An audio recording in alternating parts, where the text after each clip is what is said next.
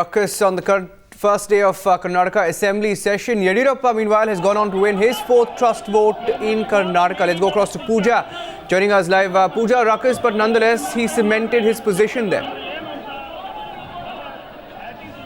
Well, that's right, Niranjan. Right after the Congress staged a walkout, we're being told that the Karnataka Chief Minister called for a floor test, which he won hands down.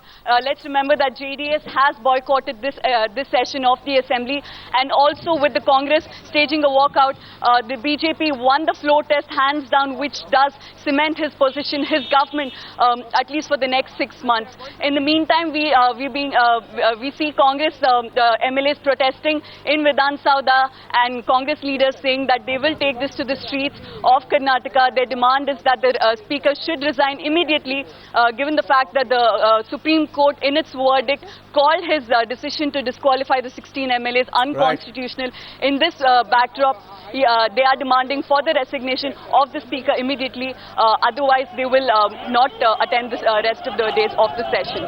Do you know details of the voice vote that was held inside the Assembly? What were the numbers? We know that he had support of 121, but any details coming out on how many MLAs did support him inside the Assembly?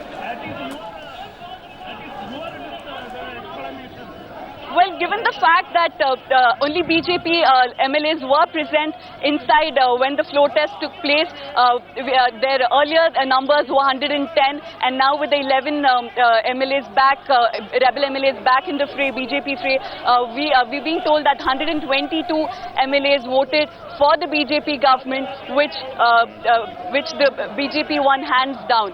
So for the next 6 months, like I said, BJP government is completely safe.